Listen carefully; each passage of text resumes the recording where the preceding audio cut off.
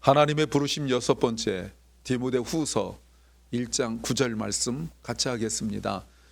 하나님이 우리를 구원하사 거룩하신 부르심으로 부르심은 우리의 행위대로 하심이 아니요 오직 자기 뜻과 영원한 때 전부터 그리스도 예수 안에서 우리에게 주신 은혜대로 하심이라. 아멘. 오늘 설교 제목이 하나님의 계획, 나의 삶의 조각들을 맞추시다 라는 건데, 그동안 우리가 5번 해왔던 설교의 결론이고, 오늘 이 말씀 하려고 준비한 것이라고 볼 수 있습니다. 제가 아는 분, 저하고 너무 친하고 가까운데 요즘은 제가 약간 그분이 계신데, 이분 이야기를 제가 여러 번 했던 것 같아요.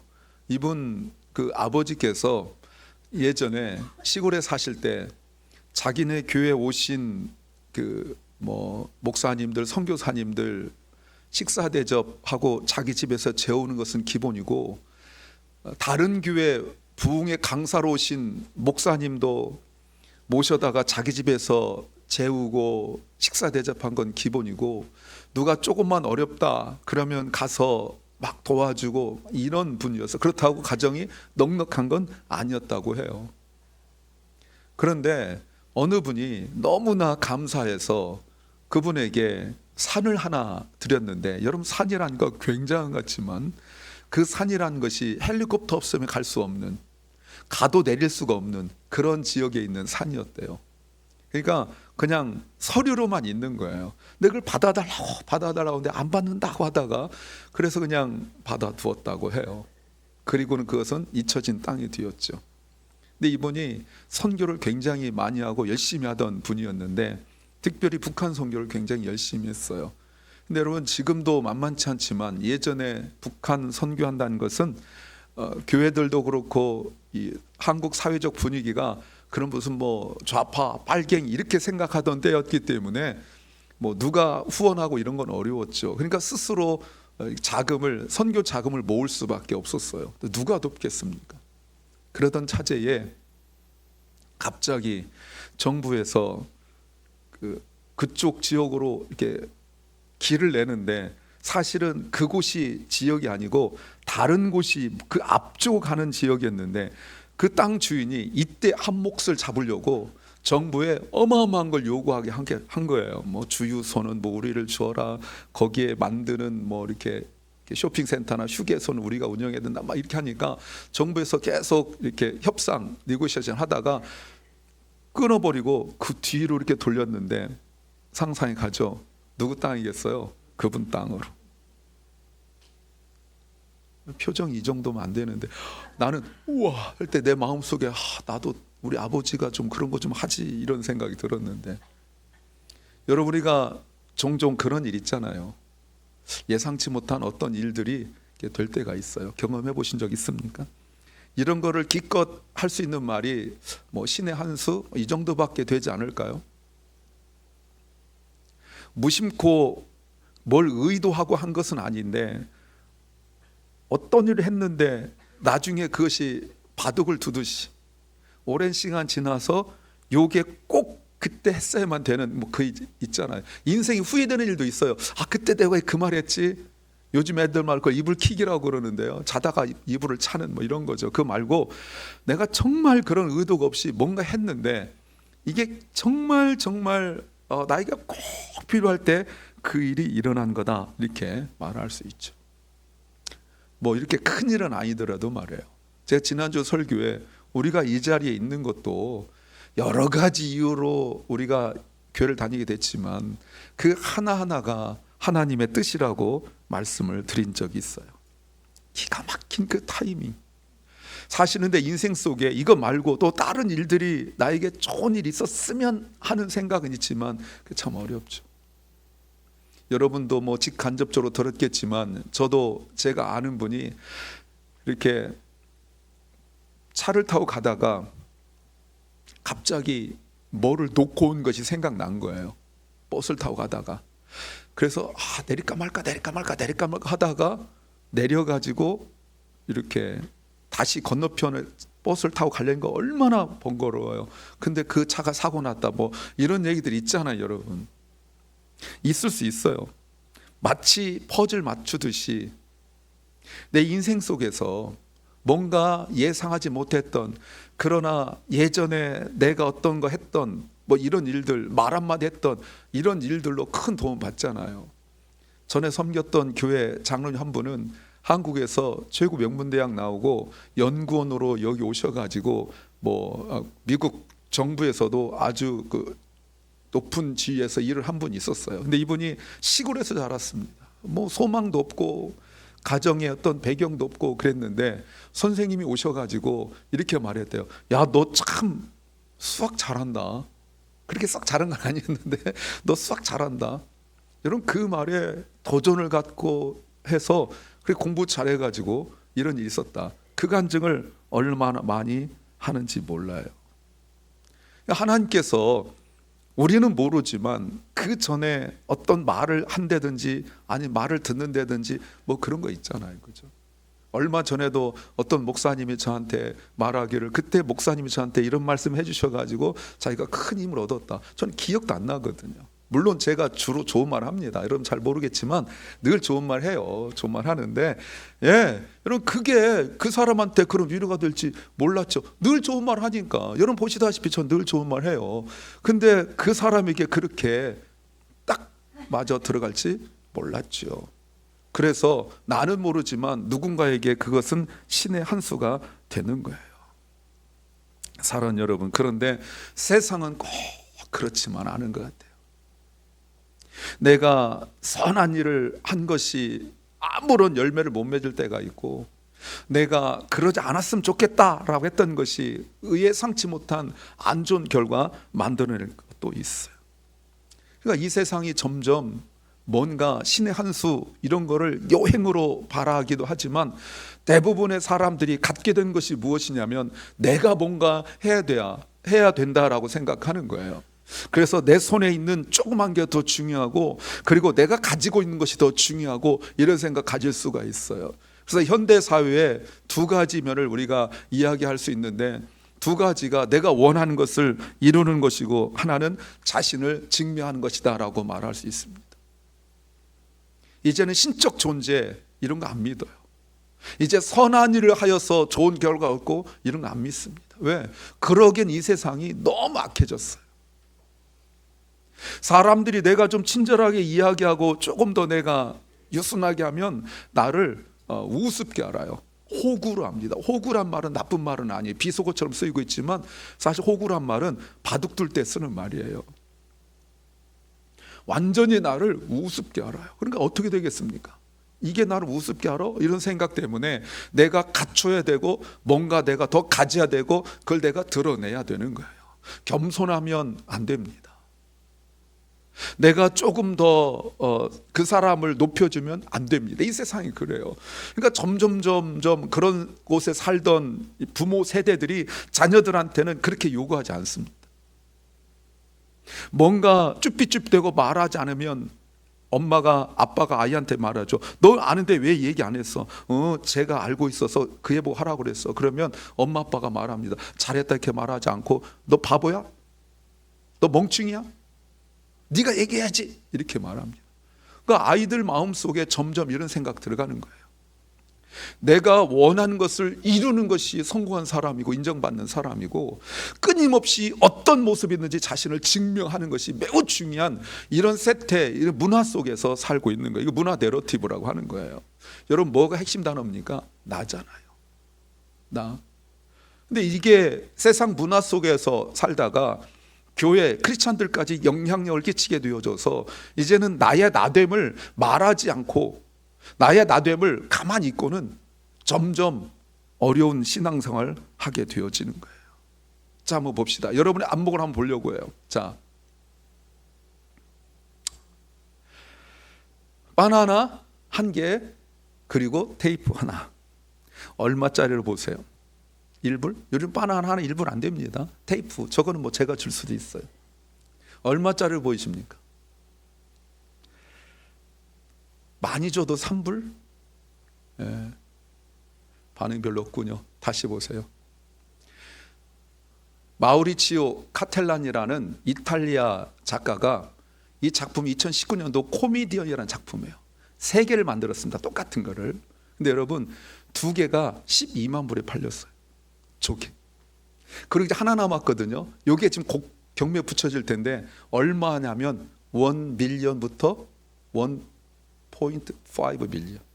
100만 불에서 150만 불 생각하고 있대요. 내 표정이 이렇게 나올 줄 알았어요. 에이씨, 이렇게도 하라고 싶죠? 저건 나도 하겠다. 예. 제 예전에 교회 후배가 홍대 미대다니가 있었는데 뭐 열심히 그래요. 대단하대. 내가 가서 에이씨 나도 하겠다. 내 이랬어요. 여러분 그런데 이분이 어마어마한 분이에요. 이분이 기존의 그 미술계의 틀을 깨트리고 새로운 시각을 제시했다. 또 하나는 현대사회 부조리한 권력 구조에 대한 날카로운 비판했다 해서 이분을 높이 보거든요. 이걸 모르고 미국에서 한국에서 저 바나나를 빼가지고 먹은 사람이 있어요. 저걸 빼서 정신 나갔죠. 그래도 작가가 괜찮다 하고 쿨하게 다시 바나나 놓고 그냥 탁 붙이고 말았어요. 그래서 더 멋있다는 거 아니에요? 근데 여러분 어떻게 생각하세요?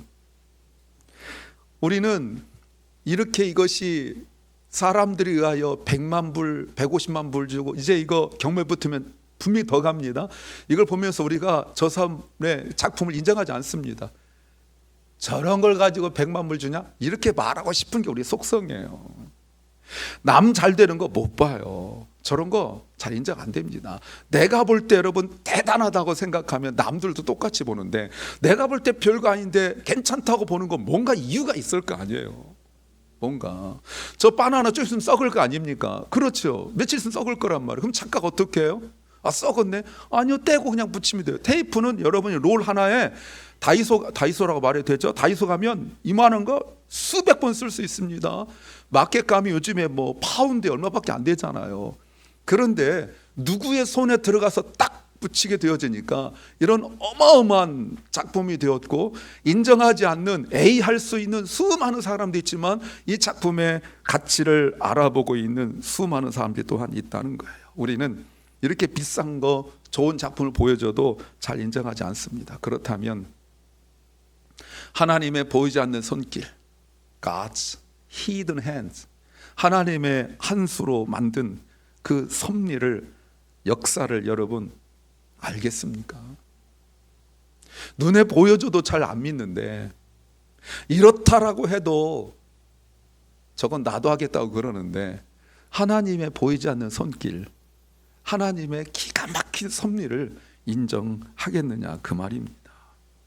사랑하는 여러분, 우리가 하나님의 섭리와 역사를 말하려면 하나님께서 하신 모든 일을 다 인정해야 돼요. 맞습니까? 아멘입니까? 자, 오늘 말씀 보십시오. 그렇다면 오늘 우리가 이 구원의 자리, 예배의 자리, 이 자리에 있는 것이 하나님의 엄청난 섭리가 아니겠느냐 그 말입니다. 9절, 하나님께서는 우리를 구원해 주시고 그분의 거룩한 백성으로 삼으셨습니다. 이것은 우리가 무언가 큰 일을 해서가 아니라 그분이 원하셔서 그분의 은혜로 된 것입니다. 그 은혜는 세상이 시작되기 전에 예수 그리스도를 통해 우리에게 이미 주어졌습니다. 죽음을 앞둔 이제 나이가 너무 많이 들은 노쇠한 바울이 감옥에서 마지막으로 쓴 편지예요. 강조하는 것이 무엇입니까? 바울은 이제 자신의 인생의 마지막이라는 걸 알고 있었어요. 여기서 벗어날 수는 없어요. 우리가 사도행전 28장 끝에 나오는 것처럼 로마 감옥에 2년 정도 있을 때 그때는 새 집을 얻어가지고 있었는데 지금은 2차 감옥에 있는 상황이고 지금 늙었고 이제는 죽어서만 나와요. 그냥 풀려날 가능성 없고 감옥도 그냥 감옥이 아니라 아주 깊고 깊은 지하 감옥에 있었을 거라고 생각하고 있습니다. 지금 빛도 들어오지 않는 냄새나고 더러운 이런 열악한 곳에서 바울은 자신의 영적인 아들 디모데에게 지금 편지를 쓰고 있어요. 이제 자신의 달려갈 길을 다 마치고 이제 주님께 갈 날만 기다리고 있는 바울이 다음 세대인 디모데에게 쓰고 있는 것입니다. 신앙의 위할머니와 어머니에게서 그 어릴 때부터 진실한 믿음을 가진 디모데에게 바울이 부탁하는 말이 바로 이거예요. 바울이 복음을 전하다가 감옥에 간 것, 그리고 복음을 증거하는 것, 이것을 부끄러워하지 말라고 말하고 있어요. 분명 이럴 상황이라는 것입니다. 이때 당시는 내가 스스로 그리스도인이라고 말하기 어려운 시대에 살고 있었어요. 그리스도인이라고 말하면 붙잡혀 가고, 그리고 재산상에, 그리고 자기 신변에 위험을 닥칠 뿐만 아니라 잘못하면 죽을 수도 있는 이런 상황들 속에서 내가 당당하게 나는 예수 믿습니다, 교회 다닙니다라고 말하기 어려운 시절에 살고 있어요. 그러면서 지금 오늘 이렇게 9절 말씀을 한마디로 정리하면 디모데에게 하는 말이 무엇이냐면, 너도 예수님을 위하여 고난을 받아야 된다, 너라고 예외일 수 없다, 그런 말 아니에요. 그 이유가 바로 이거예요. 무슨 말입니까? 우리가 하나님께서 우리를 구원해 주시고 하나님의 거룩한 백성으로 하나님께서 삼으셨다는 거예요. 그러므로 우리가 지금 이 자리에 있는 것, 내가 뭔가 큰일을 해서가 아니라 하나님이 그것을 원하셨고 하나님께서 그것을 기뻐하셨기 때문에 우리가 오늘 이 자리에 있는데, 그나마 그것도 요 근래 내가 인생 잘 살으니까 선택한 것이 아니라 이미 창세 전에 하나님께서 우리를 이렇게 선택하셨다는 거예요. 믿으십니까? 세상 어느 것과 비교할 수 없는 가장 큰 축복이 오늘 이 자리에 있다는 것을 믿으십니까? 여러분, 그렇게 정말 누가 묻더라도 나 스스로도 이렇게 말할 수 있겠습니까?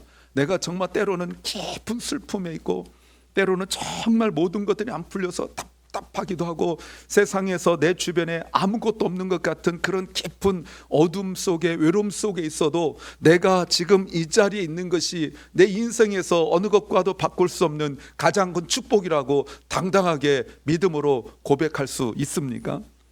믿습니까? 아멘. 뭐라고요? 우리가 무슨 큰일 해서가 결코 아니라는 거예요. 그럴 만한 해서 이 자리에 있는 것이 결코 아니라는 거예요. 그분이 원하셨대요. 나는 원하지 않았다는 뜻입니다. 여러분, 그분이 원하셔서 가르고 가로닫고 나는 원하지 아니하였으나, 그분이 원하셔서. 근데 그것이 은혜래요. 아까 말씀드렸죠. 지금 이 시대가, 저거 성경이 기록될 시대가, 내가 예수 믿게 되어지면 오히려 그걸 말하는 순간 나에게 불이익을 당할 수 없는데 원하지 않죠. 누가 이런 때 예수 믿겠어요? 이 이후에 세월이 지나서 콘스탄틴 황제 지나고 난 이후에 기독교가 로마의 국교로 인정되고 나면, 그때는 내가 예수 믿다고 말할 수 있죠. 그때는. 왜? 예수 믿으면 황제가 하나님을 믿기, 교회를 다니기 때문에 내가 공무원이 되는 것, 세상 출세하는 것에 큰 이익이 있거든요. 그때는 내가 당당하게 이야기할 수 있어야 되죠. 근데 지금은 바울이 편지 쓸 때 말하면 안 돼요. 그러니까 나는 원하지 않아요. 그런데요, 하나님이 원하셨대요. 내가 하나님 원하셨다 합시다. 근데 하나님 원하셔서 내가 예수 믿게 됐다 합시다. 예, 좋아요. 그런데 이것 때문에 내가 당하게 될 어마어마한 고통과 아픔이 있는데, 그것이 하나님의 은혜래요. 그래도 믿으시겠습니까? 이제는 점점 대답이 줄어들고 있어요. 그런데 그 은혜가 이미 세상이 시작되기도 전에 예수 그리스도를 통하여 이미 주어진 거죠. 어떤 의미에 여러분, 이거를 구절을 한마디로 말하면, 우리 쪽에서 말한다면, 우리 쪽을 향하여 말한다면 이런 뜻을 가지고 있어요. 착각하지 마. 구원에 관한 착각을 말하는 거예요. 이 말이 무슨 말입니까? 내가 꽤 괜찮은 사람이라고 착각하지 말라는 거예요. 내가 이 자리에 있을 만한 어떤 자격을 가졌다는 착각하지 말라는 거예요. 동의하십니까? 내가 이 자리에, 예배 자리에 있는 것은 아까 말씀드린 세상 사람들이 말하는 것처럼 나 자신이 원하는 것 가져서도 아니고 하나님 원하신 거잖아요. 나 자신을 증명해서도 아니고, 왜? 예수 그리스도 통하여 이미 주어진 거니까. 그러니까 세상의 문화 내러티브 앞에서 구절은 당당하게 말하는 거예요. 신앙생활 나 여기 있다는 것은 나 자신이 원하는 것을 갖는 것도 아니고, 그리고 나 자신의 존재를 증명하는 것도 아니고, 이것을 고백하는 자리가 바로 예배 자리가 돼야 된다, 그 말입니다. 그러니 우리가 이 믿음이 없으면 둘 중에 하나예요. 하나는 내가 자격이 있어서 이 자리에 있다고 생각하거나, 그런 이 자리에 없는 사람들 내가 되게 불쌍하게 생각해. 내가 은혜를 받은 사람일수록, 내가 크리스찬이라는 그 아이덴티티가 강한 사람일수록 다른 사람들 되게 불쌍하게 생각해. 또 하나가, 분명히 내가 예수 믿는데 내가 이 자리에 있다는 것이 가장 큰 축복이고 은혜고 하나님 은혜라는 사실을, 하나님께서 하셨다는 사실을 고백하지 못하면, 조금만 기쁘면 믿음에서 떠나고 조금만 힘들어도 믿음에서 떠나요. 자기중심적이 되고 만다는 거예요. 내 인생 속에 이런 일들을 허락하신, 그것이 때로는 나에게 좋은 일일 수 있지만 좋지 않은 일을 허락하신 하나님의 구속의 섭리와 은혜는 생각지도 않습니다. 그저 나 죽겠다고, 그저 나 힘들다고, 나 외롭다고, 이 이야기만 늘상 하게 되어지는 거죠. 왜 바울이 이런 말을 하겠습니까? 당시 에베소 지역, 에베소가 배경인데요, 그리스 로마 문화 속에서 우상 숭배를 하고, 그리고 그 우상에게 제물을 바쳐서 뭔가 자기가 원하는 것들을 얻어가는 것이 그때 신앙의 기본적인 것들이었어요. 그래서 어떤 사람이 큰 복을 받고 뭐 이렇게 갑자기 부자 되면, 야, 저 사람은 신을 잘 섬겨서 그래, 이렇게 되어지고, 무리를 해서라도 자기 신에게 어마어마한 재물을 바치게 되어지면 바친 사람도, 주변의 사람도 기대하는 것이, 야, 저렇게 신에게 이렇게 많이 바쳤으니까 저 사람은 정말 잘 될 거야, 큰 복을 받을 거야 라는 생각들이 팽배되어 있는 이때, 오늘 9절 말씀 가지고 바울이 하는 말은 그런 착각 버리라는 거예요. 바울이 강조하는 것은 그렇게 어떤 드리고 큰일하고 크게 바쳐서가 아니라, 하나님께서 원하시는 하나님의 은혜로 우리가 오늘 이 자리에 있다는 것, 이것을 깨달아야 된다는 것입니다. 하나님이 원하신 거예요. 하나님이 원하셨다는 것은 하나님께서 기뻐하셨다는 거예요. 그래서 하나님께서 우리를 부르시고 오늘 이 자리에 우리를 불러주신 줄로 믿습니다. 여러분, 그러나 우리에게 어떤 자격도, 이 자리에 있을 만한 어떤 자격도 없다는 사실을 우리가 고백하고 깨달아야 돼요. 그래야 이 예배 자리 우리에게 감격이 되는 거예요. 그래야 이 예배 자리가 사모하고, 이 예배 자리가 우리 마음속에 그렇게 소망이 되어지는 거예요. C.S. 루이스가, 여러분, 천국을 뭐라고 그랬다고요? 천국을 사모한다고 그랬잖아요. 그래서 그리움이란 단어를 썼어요. 그리움. 그 천국을 그리워하는 사람은 이 세상에서 죄를 지을 수가 없다는 거예요. 천국을 그리워하는 사람은 이 세상에서 자기 마음대로 살 수가 없다는 거예요. 예전에 저 고등학교 때인가 이때 미국 이민 가려고 준비하는 녀석이 있었습니다. 제가 고등학교 때 그 본고사에서 학력고사로 막 바뀌었거든요. 학교 다니고 있는 중에. 얘 공부 안 합니다. 우리는 막 새벽부터 있잖아요. 새벽부터 가가지고 영교시, 뭐 그 이전에 영영교시, 영교시 하고 도시락 기본적으로 3개, 4개 싸가지고 다니고, 끝나고 난 뒤에도 10시까지 막 11시까지 그렇게 하고 특수반 뽑고 막 이럴 때 얘는 안 합니다. 공부 안 하는 애들 2명, 운동부하고 얘하고. 그 애가 엎드려 잡니다. 선생님이, 저는 누구야? 그럼 애들이 뭐라 하는지 아세요? 얘 이민가요? 그래서, 아 그래? 그래서 선생님 부럽다. 엎드려 자는데, 안타깝게도 고등학교 졸업할 때까지 이미 못 가가지고 그 이유는 모르겠어요. 여러분, 그 당당함 보세요. 이민가니까. 여러분, 제가 마지막으로 고등학교 시험 보고 들어간 케이스입니다. 그 어려운 학교 들어와가지고 오자마자부터 퍼질러 자는데 누구도 안 건드려. 왜요? 제 미국 가는 애거든. 미국 가요? 이민 가요? 그럼 선생님들이, 아 그래? 그래도 일어나 공부해야지. 안 합니다. 학교 와주는 것만 해도 얼마나 감사한지. 아무 때나 가요. 갑니다. 묻겠죠. 수희 아저씨가 너 어디가? 저 이민 가요. 아 그래 가. 지금 이민 가는 것도 아닌데. 여러분 그 당당함이 어디 있는 거예요? 그 아이의 물론 안 좋은 쪽이지만 그 아이 당당함이 어디 있는 거예요? 사랑하는 여러분, 우리 이민 정도가 아니라 천국을 그리워하는 사람이에요. 미국이 아니라 미국이 아니라 천국을 그리워하는 사람이에요. 어깨 좀 피세요. 근데 그 모든 것이 이 자리에 시작하는 겁니다. 예배 자리에서 시작해야 될 줄 믿습니다. 이런 하나님의 계획이 세상이 만들어지기도 전에, 내가 깨닫기도 전에, 내가 원하기도 전에 하나님께서 이 일을 만드셨고 하나님은 이 일을 기뻐하셨다고 말씀하고 있습니다. 그런데 우리는 자꾸 어떤 한계 속에 부딪혀 있어요. 여러분, 내가 가진 한계가 물론 사람이기 때문에 인생의 한계, 능력의 한계, 지식의 한계 있을 수 있죠. 그러나 우리가 갖게 된 진짜 한계가 무엇인 줄 아십니까? 우리가 사실 어떻게 살든 그것으로 우리의 구원을 이룰 수 없다는 그 한계, 이걸 우리가 인정하지 못하는 거예요. 하나님 우리를 부르신 그 은혜가 아니고는 누구도 예배 자리에 올 수 없다는 그 고백이 우리에게 있어야 되거든요. 그러니까 우리는 예배 자리가 감격스러워야 되는 거예요. 이 예배 자리가 그리워함의 그 우리의 그 모습이 돼야 되는 거예요. 그러나 우리는 언제나 자기 중심적 삶을 살아가요.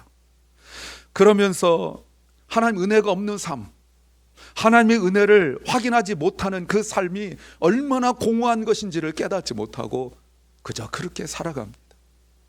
그렇게 썩 마음에 드는 구호는 아니지만 옛날에 저도 뭐 몇 번 써먹긴 했어요. 예배에 성공하면 인생에 성공하고 예배 실패하면 인생에 실패한다. 이 얘기가 한동안 그 유행한 것처럼 돌았거든요. 누가 만든지도 제가 알아요. 그래서 안 쓰려고 했는데 하도 듣다 보니까 저도 뭐 무식 중에 쓰긴 했지만 틀린 말은 꼭 아니라는 거. 예배 자리 성공한다는 것은 의뢰받고 뭐 내가 뭐 펄펄 뛰고 뭐 이런 얘기를 말하는 것은 아니에요. 저의 방식대로 해석해 본다면 예배 성공한다는 것은 내가 오늘 이 자리에 있는 그 이유를 깨닫는 거예요.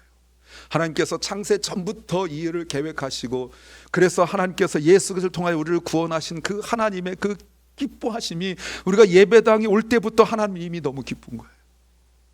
우리가 하나님 옆에 예배할 때 하나님은 너무너무 기쁜 거예요. 왜? 하나님의 부르심이 이루어졌기 때문에 그런 거죠. 하나님 부르심에 대한 이유가 이루어졌기 때문에 그런 거예요. 그래서 우리는 이걸 깨닫지 못하면, 하나님 은혜가 없는 그 허무한 삶이 무엇인지 모르면 힘들 때 힘든 것을 극복하려고 많이 노력하다가 어떤 또 어려움에 닥치게 되어지면 포기하면서 갖게 되는 것이 무엇입니까? 하나님 원망하고 하나님이 이럴 수 없다는 거예요. 그러니까 우리가 신앙이 되었다는 것은 하나님 중심으로 살아가는 건데 언제나 자기 중심으로 좋고 나쁘고가 언제나 결정되고 있는 거죠. 다시 한번 9절 말씀 보십시오. 하나님께서 우리를 구원하시고 하나님의 거룩한 백성으로 삼으시고, 이것은 우리가 무엇인가 큰일에서가 아니라 그분이 원하셔서 그분의 은혜로 되었다라고 말씀하고 있습니다. 이것은 세상이 시작되기도 전에 예수 그리스도를 통하여 우리에게 이미 주어졌다라고 말씀하시죠. 사랑하는 여러분, 예수 그리스도를 통하여 우리에게 주어진 것, 예수 그리스도를 통하여 십자가의 죽으심과 그리고 무덤 그리고 부활을 통하여 가능한 일인 줄로 믿습니다. 그런데 이때 하나님께서 슬퍼하지 않으셨다는 거예요. 책을 하나 소개하겠습니다.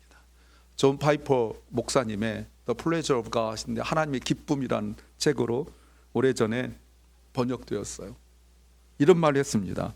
하나님의 기쁨은 자신이 이루신 것에서 나오는 완전한 기쁨이며 하나님의 모든 행위는 그의 기쁨에 따라 이루어진다. 하나님께서 예수를 통하여 자신의 사랑하는 독생자를 포기하고 버리시고 외면하시면서까지 우리를 구원하신 것에 대하여 하나님이 기뻐하셨고, 우리를 위하여 하시는 창조부터 이제 예수께서 다시 오시는 그 모든 일들, 그 과정들 속에서 하나님이 하신 일은 마지못한 적이 한 번도 없다는 거예요. 다 하나님의 기쁨을 했다는 것입니다. 얼마나 감격스러워요. 우리가 구원받은 것, 오늘 우리가 이 자리에 있는 것, 이것은 하나님께서 기뻐하셨고 또 기뻐하심으로 이 일을 이루어 가시는 거예요.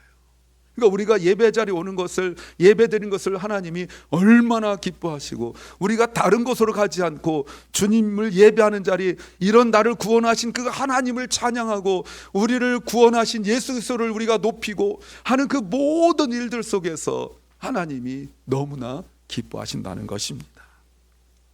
하나님 우리를 구원하셔서 우리가 예배 자리에 있는 것을 너무나 기뻐하세요. 하나님 우리를 구원하셔서 우리가 하나님을 찬양하고 기도하고 영광 올리는 것을 너무너무 기뻐하신다는 것입니다. 믿으십니까? 아멘. 사랑하는 주님의 성도 여러분, 우리가 하나님의 부르심과 은혜를 믿는다면 우리가 이제는 그 믿음 안에서 우리의 삶을 새롭게 됩니다. 우리가 이제는 더 이상 내 인생을 스스로 증명할 필요가 없어요. 이제는 스스로 내가 뭔가 원하는 걸 가져야만 내 마음이 만족하고 그런 인생이 아니에요. 내가 하나님 앞에서, 세상 앞에서는 모르겠지만 하나님 앞에서는 내가 뭔가 대단하기 때문에, 내가 뭔가 가졌기 때문에, 내가 뭔가 잘할 수 있을 것 같아서 하나님 우리를 구원하신 것이 아니에요. 하나님께서 보실 때, 야, 쟤를 내가 선택해 구원하면 그래도 찬양을 좀 잘할 수 있겠구나, 내가 저 애를 선택하면 쟤는 그래도 교회 봉사를 열심히 하겠구나. 그렇지 않습니다.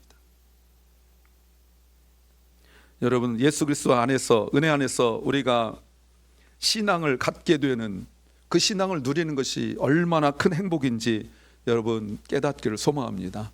우리가 어떤 자격이 있을까요? 다시 한번 그림을 보십시오.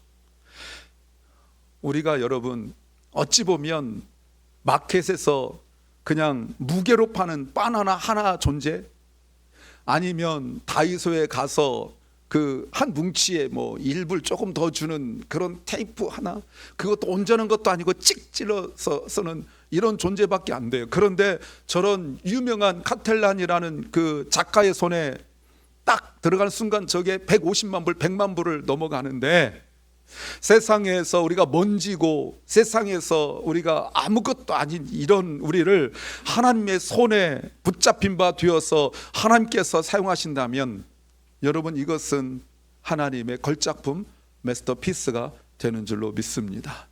이때까지 오는 동안 내가 내 인생 속에 왜 이런 일이 일어났는지 이해가 안 되는 거죠. 왜 내 아버지는 그랬는지, 왜 내 부모님은 그랬는지, 왜 그때 내 남편은, 내 아내는 왜 이랬는지, 왜 그때 내 친구는 그랬는지, 왜 내가 그때 그런 어려움 속에 내가 빠지게 되었는지, 왜 내가 그때 이렇게 아팠는지 이게 잘 모르죠. 그러나 이것들이 파편처럼 다 모아놓고 나니까 여러분 정말 어디다 와도 굴러가도 보지도 않을, 여러분 밑에 바나나 하나 떨어졌다고 저런 거 누가 줄 수도 있겠지만 누가 죽겠어요? 테이프 저 조금 떨어진 거 누가 죽겠어요? 근데 저 작가의 손에 붙들려서 어마어마한 그 가격이 됐는데 우리 같은 사람들 어디다 쓰겠어요? 그런데 하나님께서 내 인생 속에 예수 그리스도를 통하여 우리를 구원하실 뿐만 아니라 창세 전부터 우리를 선택하셔서 우리를 계속 오는 동안 이해할 수 없는 많은 어려움과 뭐 즐거움도 있겠지만 이런 것 저런 것들 다 모아가지고 이런 피스들을 딱 모아놓고 오늘 우리 이 자리에 있는 줄로 믿습니다. 아직도 이루어지지 않았죠. 아직도 이루어지지 않았어요. 앞으로 살면서도, 오늘 이 순간 우리가 아멘 하지만 앞으로 살면서도 내가 이해할 수 없는 그 일들, 왜 이런 일이 내가 지금 일어나야 되지? 또 그렇게 또 지나가고 힘들어서 엎드리고 답답하여 주님 앞에 나 울고 뭐 이렇게 하다 보면 또 지나간 뒤에 우리가 그때 깨달을 때가 있어. 아, 내가 그때 그랬구나. 이게 우리예요. 그렇다면 여러분,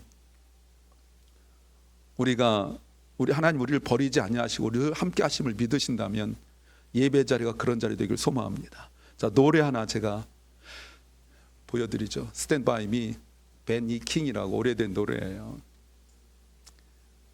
이 전주가 진짜 듣기 싫어요. 칙칙칙 이런 소리 있어 듣기 싫은데 가사는 좋아요. When the night has come, 노래 이렇게 하지 않습니다 원래. And the land is dark, 하늘은 밤이 오고 이제 땅은 어두워졌어요. 내가 볼 수 있는 것은 달빛 하나예요.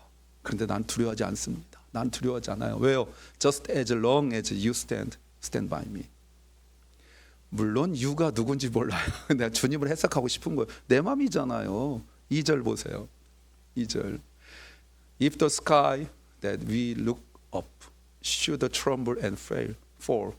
하늘이 무너진 것 같고 그리고 산이 바다에 빠지는 것 같을 때 난 울지 않겠습니다. 난 울지 않겠습니다. 눈물 흘리지 않겠습니다. 왜요? 주님이 나와 함께 하시기 때문에. 하나님 우리를 구원하셔서 우리를 하나님께서 돌보시는 하나님의 의지이며 계획인 줄로 믿습니다. 하나님 이걸 원하세요. 그래서 하나님께서 우리를 부르신 것입니다. 지난 6주 동안 하나님의 부르심이라는 주제를 가지고 말씀을 우리가 들으면서 오늘 이 자리에 있는 것 자체가 내가 뭔가 하나님 나를 부르셔서 내가 어마어마한 일을 하지 못했다 할지라도 오늘 이 자리에 있는 것이 The miracle of miracles, 기적 중에 기적인 줄로 믿습니다. 그러나 이 자리 자체가 목적은 아니에요. 하나님 우리를 부르신 것이 이 자리 자체가 목적이 아니에요. 하나님의 은혜를 우리의 삶 속에서 여전히 똑같이 누리고 살아야 되고, 이걸 모르는 사람들에게 하나님의 부르심의 은혜를 가르쳐 주는 거예요. 살다가 힘들고 약해질 때 있어요. 그때 창세 전에 나를 선택하시고 예수 그리스도를 통하여 구원하신 하나님을 예배하는 자리로 달려 나오십시오. 나를 부르신 하나님의 크신 사랑과 그 계획, 나를 이끄시는 은혜를 누리시기를 주의 이름으로 축원합니다.